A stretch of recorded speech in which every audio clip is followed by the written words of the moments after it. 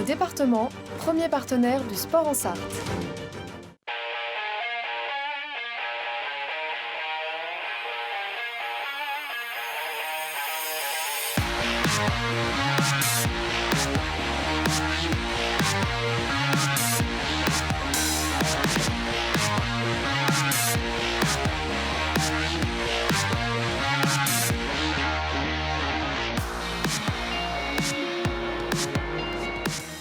Bonsoir à toutes et à tous, très heureux de vous retrouver sur LMTV Sarthe. Regardez ce qu'il vous attend ce soir au programme de 72 Sports. On va commencer avec les 7 infos, vous en avez l'habitude.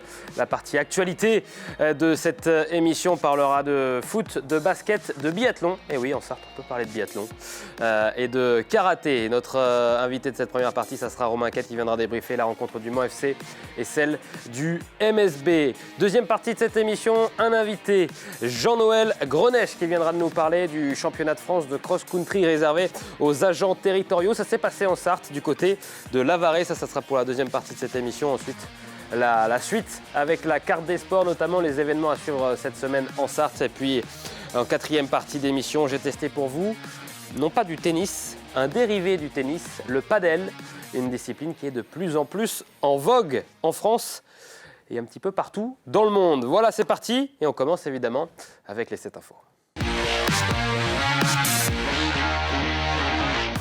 Les 7 infos, on va les commencer avec du foot. Bonjour Romain Quette, vous êtes correspondant pour le quotidien Ouest France. Merci d'être sur le plateau de LMTV Sarthe pour nous débriefer la rencontre de Le Mans FC. Match important pour Le Mans FC dans la dernière ligne droite, le sprint final dans ce championnat de national. On va regarder le résumé de cette rencontre juste avant la pause. Ce sont les Manceaux qui allaient ouvrir le score sur un centre notamment. La défense visiteuse se trouve complètement et permet à l'attaquant sartois Armand Gnanduillet de lancer la rencontre. 1-0 pour Le Mans FC 10 minutes après le retour des vestiaires. Et comme sur la pelouse d'Orléans la semaine dernière, un nouveau passage à vide des Manceaux. À la suite d'un corner, Romain Spano, seul au second poteau, trompe Pierre Patron.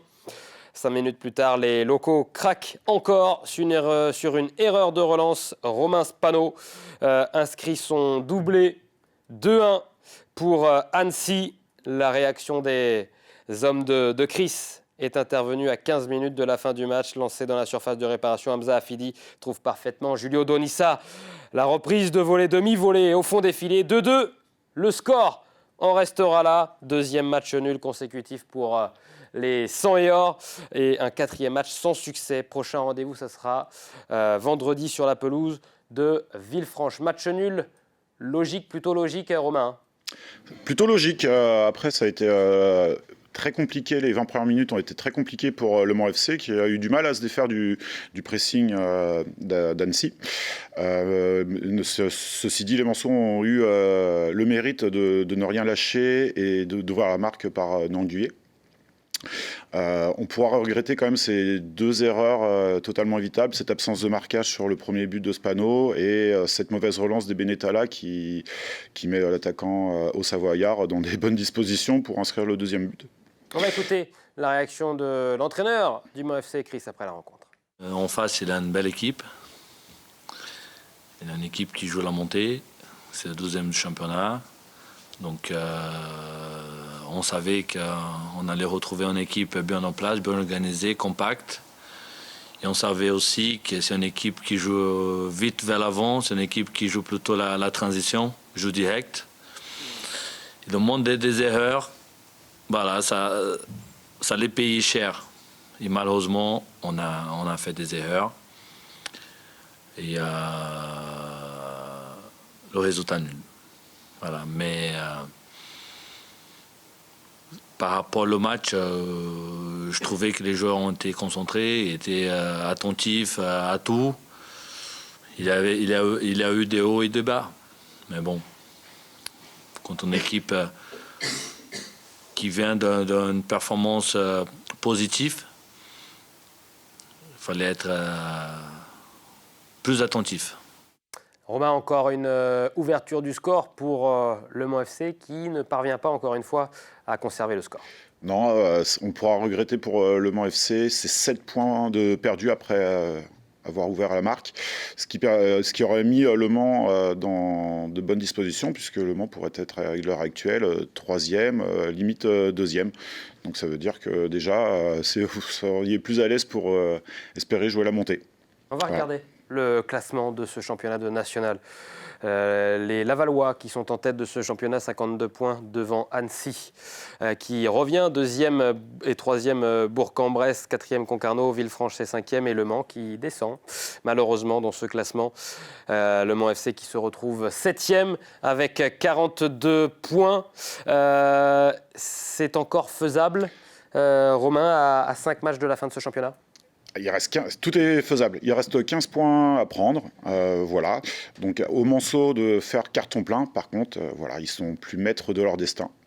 Ouais, on espère évidemment au Manceau d'aller chercher ces 3 premières places. La troisième place, on le rappelle, elle est synonyme de barrage face au 18e de la Ligue 2. Donc au moins aller et tenter de chercher cette 3e place qui peut être encore qualificative pour le championnat de Ligue 2, championnat professionnel. On passe à la Nationale 3 avec Sablé. De la frustration du côté des Saboliens qui méritaient mieux que de s'incliner face à Sautron. Ouverture du score sabolienne à la demi-heure de jeu. Corentin Guillet lance ses coéquipiers sur la bonne voie. Les joueurs de Jérôme Drouin dominent. Mais le capitaine Benjamin Reclin sort sur blessure. Derrière, les visiteurs derniers au classement égalisent juste avant la pause. Au retour des vestiaires, Dulin y va de son doublé. Les Saboliens tentent mais manquent d'efficacité offensive et vont encaisser un 3e but en fin de match. Score final 3-1. Sablé est 7e de National 3. La réserve du Mans est 4e après sa victoire 4-2 face à Pouzauges. Et puis juste un mot sur le Mans FC, la première équipe qui joue en National. Prochain match donc, ça sera vendredi face à Villefranche. Villefranche, un candidat lui aussi à la montée. Donc un match très important pour les joueurs de Chris. On passe au basket, toujours avec Romain Quette, qui est très polyvalent dans le sport. Évidemment, après le foot, le basket, on parle du MSB. Le MSB qui s'est malheureusement incliné, c'était samedi à Antares dans le derby. C'est forcément décevant, Romain.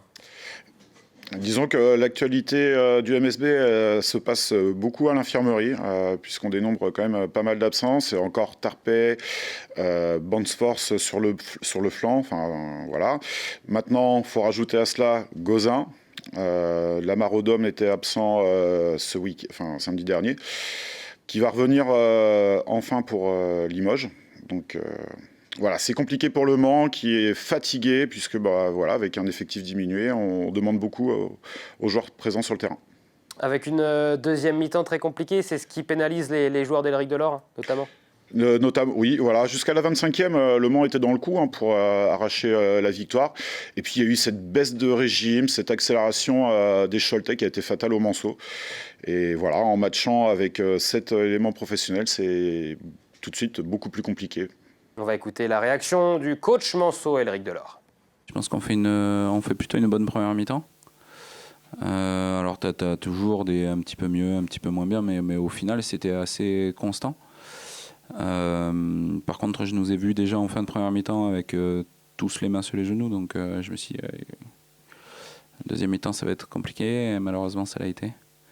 Parce qu'après on jouait, on manquait de vitesse, on était un peu en retard défensivement, pas parce qu'on voulait pas si tu veux, mais parce qu'on était cuit, quoi.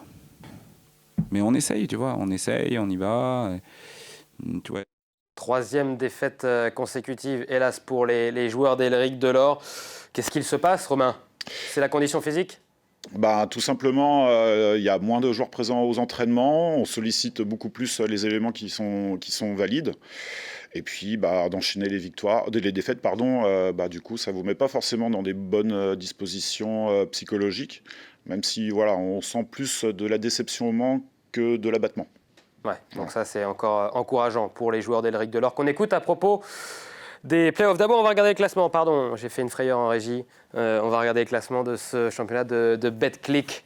Donc Le Mans qui descend à la 8e place de ce championnat. On rappelle que pour se qualifier dans les playoffs, le tournoi de fin d'année, pour décerner le titre de champion de France, eh bien, il faut être dans les 8 premiers. Le Mans qui est donc sur la sellette, ça va, il y a encore un petit peu d'avance sur Nanterre que le MSB va affronter dans quelques jours. Elric Delors, est-ce qu'il y croit encore au play-off? La réponse au micro d'Amoun Chamsoudine. Tu vois, quelques rebonds qu'on lâche parce que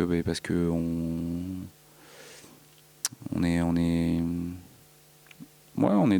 pas dans le cirage si tu veux, mais on a plus du tout de lucidité finalement plus tôt qu'espéré dans le match. Donc voilà. Et les petits problèmes au niveau des interviews qu'on vous a découpées, c'est pas grave. On a écouté tout de même Elric Delors. On y croit encore, les playoffs, c'est évidemment encore possible. Le MSB est 8e. Hein. Tout à fait, tout est possible. Il reste encore 7 matchs. Après, il y a encore, c'est des gros matchs qui attendent le MSB, mais cette équipe est capable de tout renverser. Et ça fait partie de l'ADN du MSB, de se battre et de ne rien lâcher, à l'image de Will Naras qui a fait un excellent match samedi soir avec 17 points, qui s'est battu jusqu'au bout. Prochain match, ça sera contre Limoges et c'est dès demain. Donc ça sera du côté de Limoges. On parle toujours de basket avec en bref en National 2, défaite de la Jalte malheureusement face au 3e Poissy, 87-71. National 3, bonne nouvelle, eh oui, Saint-Pavin s'est imposé contre Caen-Nord 73-107. Grosse victoire et par la même occasion, eh bien, Saint-Pavin a obtenu son maintien dans cette National 3. En revanche, pour la National 3 féminine du côté du Ruaudin qui a malheureusement déclaré forfait, les Ruaudinoises qui retrouveront donc le niveau régional, hélas, la saison prochaine. Merci beaucoup, Romain Quette, d'être venu débriefer le football et le basket sur le plateau d'LMTV Sarthe. On continue à parler sport avec du biathlon. Et oui, il y a du biathlon en Sarthe. Ce week-end se tenait la première édition du biathlon de Mansigné, organisée par l'association Even Mansigné. Mais pour l'épreuve, la neige et les skis ont laissé place à la terre et aux chaussures de running. Près de 450 apprentis biathlètes se sont prêtés au jeu, répartis en équipe de 4 au programme Mastart. Et poursuite, puis la grande finale le dimanche après-midi où les 20 meilleures équipes du week-end se tiraient la bourre pour la victoire finale. Les Canards Boiteux sortent vainqueurs de ce premier biathlon. On écoute leur capitaine, Antoine Aubert. C'était sympa de participer, de s'amuser avant tout.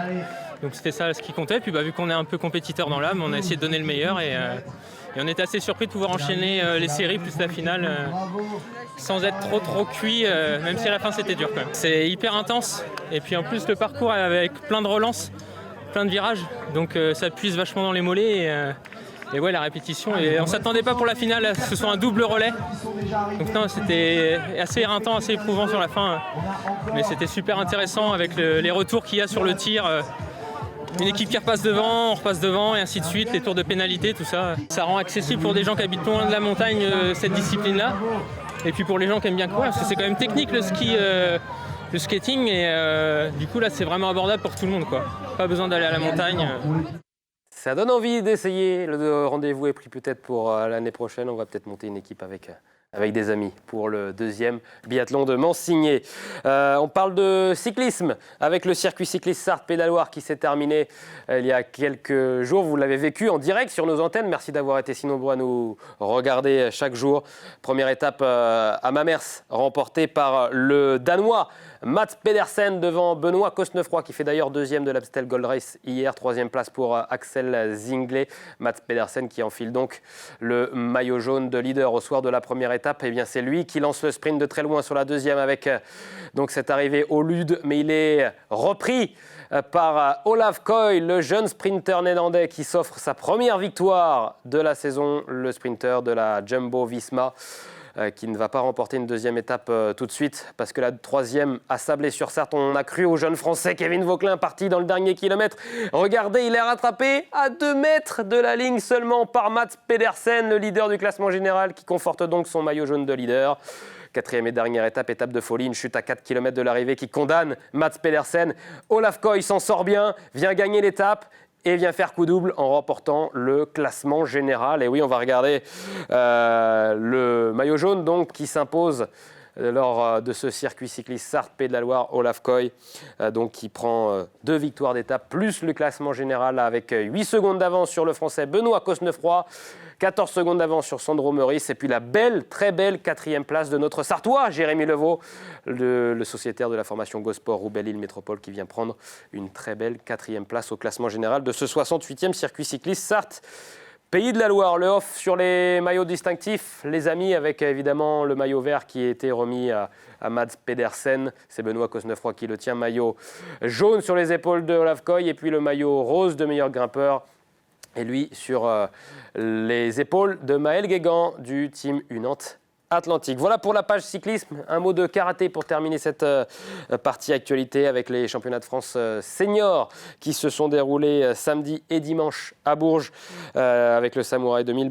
Belle performance de Margot Olivier qui obtient une médaille d'argent dans la catégorie des plus de 68 kilos en senior. En équipe, les filles terminent vice-championnes de France, et chez les garçons, eh bien, ils obtiennent une très belle 3e place avec notamment Denilson Jacquet, Osama Karbou ou encore Logan Mesnier. Voilà, plusieurs membres de l'équipe de Samouraï 2000 qui ont encore une fois performé.